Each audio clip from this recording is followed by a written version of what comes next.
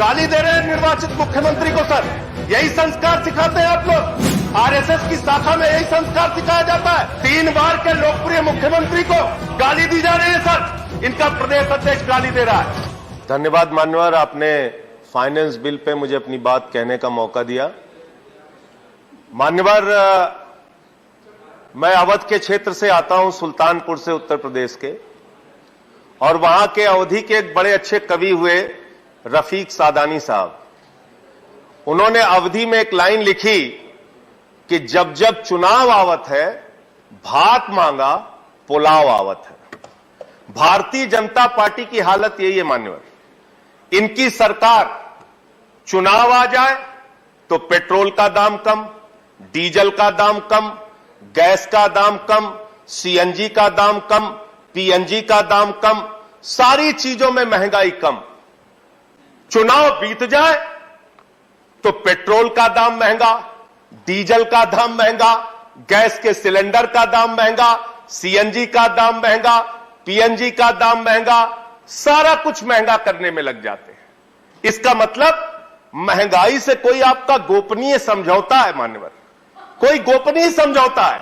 जब चुनाव आता है आप कहते हैं थोड़ा दूर हो जाओ, जैसे ही चुनाव खत्म होता है कहते हैं आओ हम तुम्हें बढ़ा रहे हैं, आओ तुम्हें बढ़ा रहे हैं। इस गोपनीय रिश्ते का खुलासा कीजिए। आप लोग ये जो झूठे तर्क देते हैं देश के सामने कि भाई इस समय तो युद्ध की स्थिति है, इस समय तो अंतर्राष्ट्रीय बाजार में कच्चे तेल का दाम बढ़ रहा है, अंतर्राष्ट्रीय बाजार में कच्चे तेल का दाम पिछले 7 वर्षों में कब कब बढ़ा और कब कब घटा, और उसके मुताबिक कब कब आपने हिंदुस्तान में डीजल और पेट्रोल का दाम घटाया और बढ़ाया, इसका तथ्य अगर आप सामने रखेंगे तो पूरे देश के सामने आपका चेहरा काला हो जाएगा कि कितना बड़ा झूठ आप इस देश की जनता से बोलते हैं। महंगाई आपको बढ़ाना होता है, उसके लिए 1000 तर्क आपके पास मौजूद है। दूसरी बात, अभी तो शुरू हुआ, फिर से बोलना शुरू कर देते हैं लोग। इनको महंगाई बढ़ाना है, सुनना कुछ नहीं है। दूसरी बात मान्यवर, जब कोरोना की महामारी आई, पूरे देश में बेरोजगारी बढ़ी, हमारे प्रधानमंत्री जी ने सीना ठोक के कहा हमने मनरेगा के जरिए रोजगार दिया। उत्तर प्रदेश की सरकार ने कहा हमने मनरेगा के जरिए रोजगार दिया। भारतीय जनता पार्टी की तमाम राज्य सरकारों ने कहा हमने मनरेगा के जरिए रोजगार दिया। और जैसे ही कोरोना खत्म हो गया, लोगों को रोजगार की अभी आवश्यकता है, आपने मनरेगा का बजट घटा के 98,000 करोड़ से घटा के 73,000 करोड़ कर दिया। उसमें भी 18,000 करोड़ रुपए पुराना बकाया देना है। 54,000 करोड़ रुपए आपने मनरेगा का बजट कर दिया। मनरेगा का बजट आप घटा रहे हैं। और मनरेगा में आपकी स्थिति क्या है, यह आपका दिया हुआ जवाब है, मेरा जवाब नहीं है सर। 100 दिन के रोजगार की गारंटी है। आंध्र प्रदेश में औसत 30 दिन, अरुणाचल में 47 दिन, आसाम में 22 दिन, बिहार में 36 दिन, छत्तीसगढ़ में 29 दिन, गोवा में 19 दिन, ऐसे ऐसे करके मध्य प्रदेश में 31 दिन। साल में मात्र 31 दिन, 30 दिन, 20 दिन आप रोजगार दे पा रहे हैं मनरेगा के जरिए, जिसका आप पूरे हिंदुस्तान में ढिंढोरा पीटते हैं कि हमने मनरेगा के जरिए बहुत रोजगार देने का काम किया। इसके साथ साथ नौजवान बेरोजगारों की अगर हम बात करें मान्यवर, हर क्षेत्र में ठेका प्रथा इन्होंने लागू कर दी। नौकरियां देने के बजाय आउटसोर्सिंग और ठेका प्रथा। और यह ठेका प्रथा एकमात्र कमीशन खोरी और भ्रष्टाचार का जरिया है। 50,000 रुपए में, 25,000 रुपए में, 30,000 रुपए में, 20,000 रुपए में साइन कराया जाता है, और जो मजदूर होते हैं, जो कर्मचारी होते हैं, जो ठेके पे काम करने वाले नौजवान होते हैं, उनको 50% से भी कम पैसा दिया जाता है। यह होता है ठेका प्रथा। ठेका प्रथा एक गुलामी प्रथा है मान्यवर। इसलिए जो ठेका प्रथा पे लगे हुए लोग हैं उनको रेगुलराइज कीजिए। और इस ठेका प्रथा के जरिए हिंदुस्तान के तमाम सरकारी डिपार्टमेंट्स के अंदर जहां दलितों के लिए आरक्षण है, जहां पिछड़ों के लिए आरक्षण है, हमेशा से आपकी दलित और पिछड़ा विरोधी जो मानसिकता है, उसके कारण से आप इस ठेका प्रथा को बढ़ावा दे रहे हैं। इससे आदिवासियों का, दलितों का, पिछड़ों का आरक्षण धीरे धीरे करके सारे विभागों में आप खत्म करते जा रहे हैं। दूसरी बात मान्यवर, काला धन की बात अगर हम कर लें, आप ढिंडोरा पीटते थे 300 लाख करोड़ काला धन आएगा, 50 लाख करोड़ काला धन आएगा।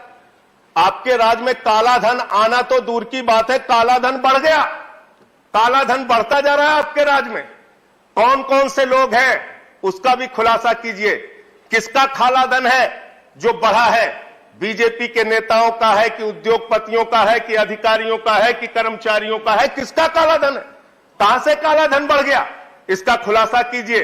काला धन के नाम पर आपने इस देश की जनता को गुमराह किया। लोग आज भी मान्यवर 15 लाख की राह लगाए हुए कि उनके खाते में 15 लाख आएगा, उनके खाते में 15 लाख आएगा।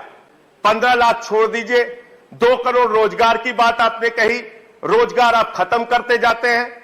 रेलवे की भर्ती का जिक्र मैंने किया था मान्यवर, दौड़ा दौड़ा के आप नौजवानों को पीटते हैं, एफआईआर कराते हैं, मुकदमे कराते हैं, रोजगार उनको देते नहीं। एनपीए का जिक्र अभी विनय विश्वम जी कर रहे थे। 10.5 लाख करोड़ रुपए का एनपीए चंद पूंजीपतियों का है मान्यवर, और 10.5 लाख करोड़ रुपए के एनपीए में आपके बड़े बड़े पूंजीपति उद्योगपति जो आपके मित्रों हैं, जिनको हमारे आदरणीय प्रधानमंत्री जी कहते हैं मेहुल भाई, वो मेहुल भाई 20,000 करोड़ रुपए लेके हिंदुस्तान से भाग जाते हैं। 2900 करोड़ रुपए ललित मोदी लेके भाग जाते हैं। 6,000 करोड़ रुपए नितिन संदेशरा लेके भाग जाते हैं। नीरव मोदी हिंदुस्तान से हजारों करोड़ लूट के भाग जाते हैं। तो मैंने तो इस प्रस्ताव दिया था, और आज इस सदन में आपके माध्यम से मान्यवर मैं कह रहा हूं कि 50 करोड़ से ज्यादा जिस भी उद्योगपति या पूंजीपति का बकाया हो उसका पासपोर्ट जब्त कर लीजिए। वो हिंदुस्तान छोड़कर भागने नहीं पाएगा।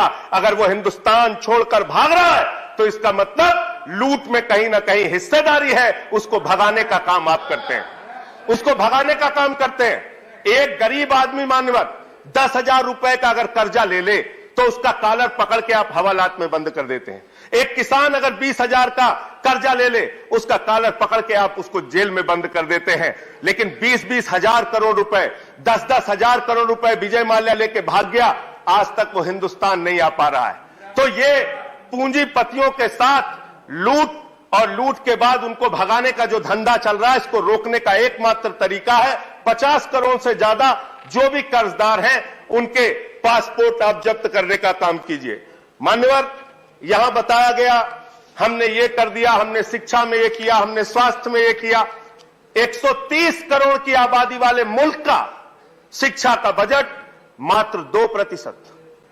130 करोड़ आबादी वाले मुल्क का स्वास्थ्य का बजट मात्र 2.3%। अभी एक खबर आई है मान्यवर, 1 अप्रैल से 800 दवाओं का दाम आप बढ़ाने जा रहे हैं।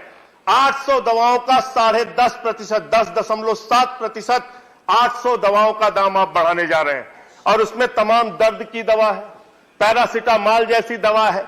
तो आप अशिक्षा से दर्द देते हैं, स्वास्थ्य की बदहाली से दर्द देते हैं, बेरोजगारी से दर्द देते हैं, किसानों को दर्द देते हैं, माताओं बहनों को दर्द देते हैं। अरे कम से कम दर्द की दवा तो सस्ती कर दो।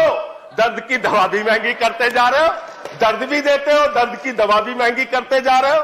तो मान्यवर, मैं तो इनसे यह कहना चाहता हूं कि आपने नारा दिया है सबका साथ सबका विकास, तो सबका साथ लीजिए। अरविंद केजरीवाल ने अभी दिल्ली का बजट पेश किया। अरविंद केजरीवाल जी के बजट को देखिए, 22% शिक्षा पे खर्च किया, 13% स्वास्थ्य का बजट है, ट्रांसपोर्ट पर, रोड पर 13% का बजट।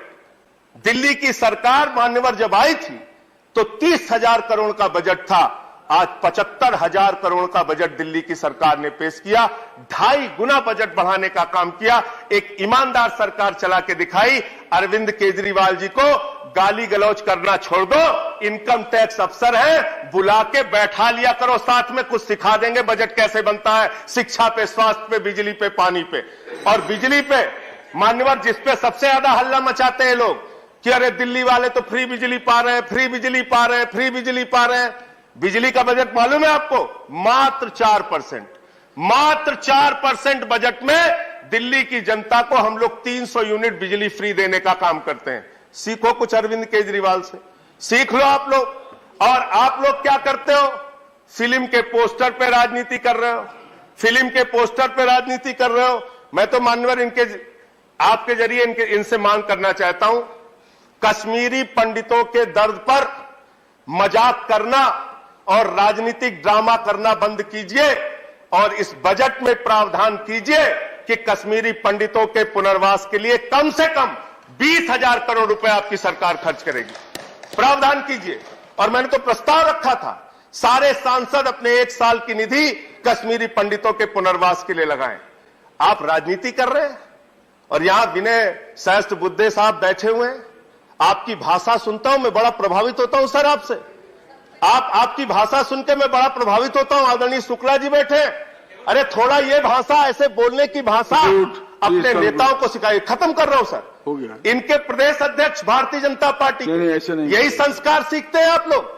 वो गाली दे रहे हैं निर्वाचित मुख्यमंत्री को सर, निर्वाचित मुख्यमंत्री को गाली दे रहे हैं। यही संस्कार सिखाते हैं आप लोग। आरएसएस की शाखा में यही संस्कार सिखाया जाता है। 3 बार के लोकप्रिय मुख्यमंत्री को गाली दी जा रही है सर। इनका प्रदेश अध्यक्ष गाली दे रहा है। तो मैं इसलिए कह रहा हूं मान्यवर, मैं इसलिए कह रहा हूं, ये गाली गलौज करने वाले लोग हैं, ये नफरत और झगड़ा फैलाने वाले लोग हैं, ये देश को बांटने वाले लोग हैं। आज भारत हंगर इंडेक्स में 101 स्थान पे पहुंच गया। भूख के मामले में 101 स्थान पे आपने भारत को पहुंचा दिया। खत्म कर रहा हूं सर, खत्म कर रहा हूं। और हैप्पीनेस के इंडेक्स में 136 नंबर पे भारत को आपने पहुंचा दिया। किसी को खुश नहीं रखते आप। सारा वर्ग दुखी आपसे, किसान दुखी, नौजवान दुखी, माताएं बहनें दुखी, व्यापारी दुखी, पूरे हिंदुस्तान को आपने दुखी कर रखा है।